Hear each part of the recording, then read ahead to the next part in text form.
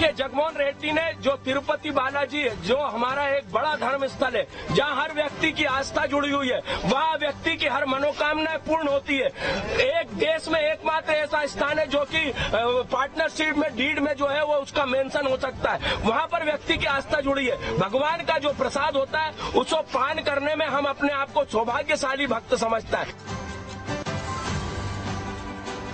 BJP के सदस्यता अभियान जारी है। बीजेपी प्रदेश अध्यक्ष वीडी शर्मा ने बताया कि अभियान के तहत 50 लाख से ज्यादा सदस्य जुड़ चुके हैं। 57 लाख से ज्यादा मिस कॉल आए हैं। महिला सदस्यता का भी रिकॉर्ड टूटा है। वीडी शर्मा ने दावा किया है कि टारगेट से ज्यादा सदस्यता होगी। 50 लाख से ऊपर सदस्यता क्रॉस कर गई है भारतीय जनता पार्टी के कार्यकर्ताओं की मेहनत से। 57 लाख के करीब मिस कॉल हुए हैं। 50 लाख से ऊपर फॉर्म भर के जो मेंबरशिप है वो भारतीय जनता पार्टी की मध्य प्रदेश के कार्यकर्ताओं ने रिकॉर्ड बनाया है। और आगामी समय में ये अभियान जो हमारा टारगेट है उस टारगेट से ऊपर भारतीय जनता पार्टी की सदस्यता मध्य प्रदेश के अंदर होगी। इंदौर में किसानों की मांगों को लेकर कांग्रेस ने किसान न्याय यात्रा निकाली। सैकड़ों की संख्या में कांग्रेस कार्यकर्ता ट्रैक्टर पर सवार हुए। इस दौरान कार्यकर्ताओं की पुलिस से झड़प हुई, ट्रकों को रास्ते पर खड़ा किया। वहीं मौके पर भारी संख्या में पुलिस बल की तैनाती की गई। इंदौर कलेक्टर आशीष सिंह ने कहा कि कांग्रेस के आंदोलन को लेकर पुलिस विभाग के माध्यम से दिशा निर्देश दिए थे। किसानों की वादा करना, फिर वादा खिलाफी करना और फिर दमनकारी नीति को अपनाना, मैंने मोहन किया था कि पूरे प्रदेश में रोका जा रहा है, इंदौर के आसपास रोका जा रहा है। तो ये आखिर क्या मैसेज है? आपने 3,000 रुपये क्विंटल, 6,000 रुपये सोयाबीन क्यों नहीं देना चाहते हो? क्यों नहीं देना चाहते हो आप किसानों को 27 पे धूप के था? क्यों नहीं देना चाहते हो आप 32 के था? बैतूल में किसानों की समस्या को लेकर कांग्रेस ने विभिन्न मांगों को लेकर न्याय यात्रा निकाली, जिसमें भारी संख्या में किसान और कांग्रेस के कार्यकर्ता शामिल हुए। इस दौरान मांगों को लेकर राज्यपाल के नाम जिला प्रशासन को ज्ञापन सौंपा गया। साथ ही मांगों को जल्द पूरा करने की चेतावनी भी दी गई।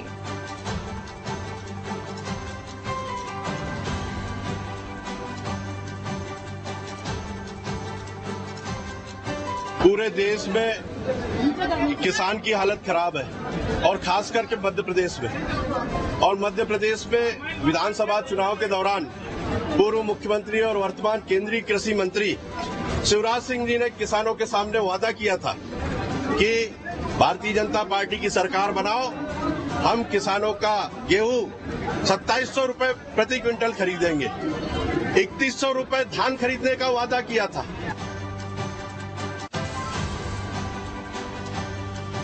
सीधी में जिला मुख्यालय पर प्रदेश कांग्रेस कमेटी के अध्यक्ष जीतू पटवारी की अगुवाई में किसानों ने न्याय यात्रा निकाली, जिसमें हजारों की संख्या में किसान ट्रैक्टर लेकर शामिल हुए। विभिन्न मांगों को लेकर राज्यपाल के नाम कलेक्टर को ज्ञापन सौंपा। इस दौरान प्रशासन एक सप्ताह के अंदर किसानों की मांगों को पूरा करने के लिए आश्वासन दिया।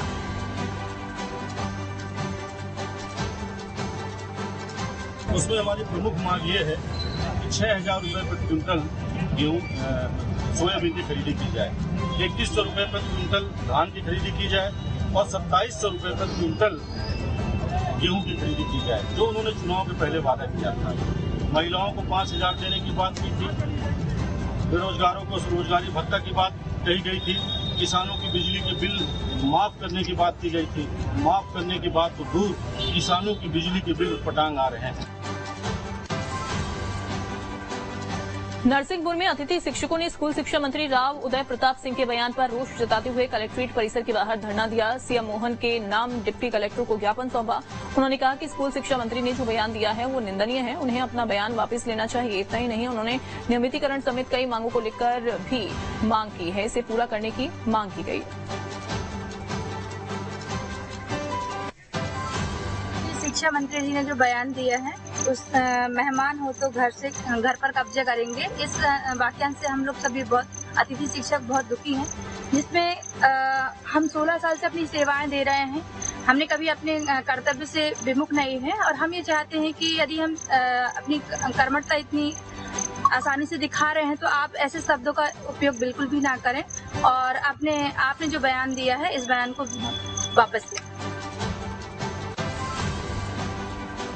रायपुर के दीनदयाल उपाध्याय ऑडिटोरियम में युवा उत्सव 3.0 राइजिंग भारत 2047 का आयोजन किया गया, जहां इस कार्यक्रम में सीएम विष्णुदेव साय ने शिरकत की। साथ ही सीएम विष्णुदेव साय ने संबोधित किया, जिसके बाद उन्होंने युवाओं के लिए चलाई जा रही योजनाओं की जानकारी। प्रधानमंत्री श्री नरेंद्र मोदी ने आत्मनिर्भर भारत का नारा दिया। वो हमेशा कहते हैं कि युवाओं को जॉब गिवर बनना चाहिए। इस बात की खुशी हो रही है कि सीआईआई और यंग इंडियंस के द्वारा हमारे वर्तमान और भावी पीढ़ी को युवाओं को सफल उद्यमी बनाने के लिए प्रेरित किया जा रहा है। हमारे जनजातीय क्षेत्र के युवा भी अब रोबोटिक और आर्टिफिशियल इंटेलिजेंस जैसे तकनीकी विषय पढ़ रहे हैं। हमने स्कूलों में इसके डेवलपमेंट के कोर्स शामिल कर दिए हैं। इससे छात्र अपनी विषय की पढ़ाई तो कर ही रहे हैं, इसके साथ ही हुनरमंद भी हो रहे हैं। रायपुर के सिलियारी स्थित पेपर मिल के कबाड़े में मिली स्कूली किताबों के मामले में बड़ी कार्रवाई हुई है। मामले में छत्तीसगढ़ पाठ्य पुस्तक निगम के महाप्रबंधक प्रेम प्रकाश शर्मा को निलंबित कर दिया गया है। इस मामले को कांग्रेस के पूर्व विधायक विकास उपाध्याय ने उठाया था और आरोप लगाया था कि सरकार की खरीदी किताबें बिना बांटे ही बेच दी गई। मामला सामने आने के बाद सीएम विष्णुदेव साय ने तुरंत संज्ञान लिया और जांच के आदेश दिए थे। बिल्कुल जीरो टॉलरेंस के लिए हमारी सरकार प्रतिबद्ध है और आप लोग देख भी रहे हैं कि लगातार कहीं पर गलती हो रही है और जांच में सही पाए जा रहे हैं तो उनके ऊपर कार्रवाई हो रही है। पिछले दिनों पाठ्य पुस्तक की किताबें कबाड़ में मिली थी। हमारे संज्ञान में आने पर उसमें जो जिम्मेदार लोग थे, 2 अधिकारी को सस्पेंड किए।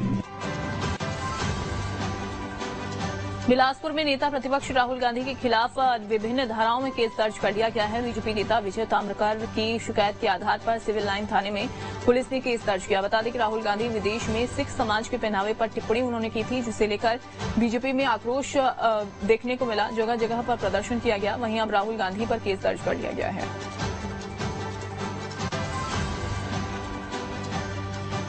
प्रधानमंत्री नरेंद्र मोदी ने आज महाराष्ट्र के वर्गा को मेगा सौगात दी। पीएम विश्वकर्मा कार्यक्रम के दौरान उन्होंने 18 लाभार्थियों को चेक सौंपे। इसके बाद पीएम मोदी ने एक जनसभा को संबोधित किया।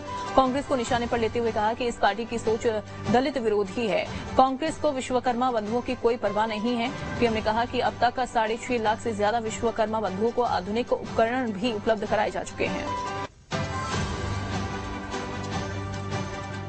विश्वकर्मा योजना की मूल भावना है सम्मान, सामर्थ्य और समृद्धि, यानी पारंपरिक हुनर का सम्मान, कारीगरों का सशक्तिकरण और विश्वकर्मा बंधुओं के जीवन में समृद्धि, ये हमारा लक्ष्य है।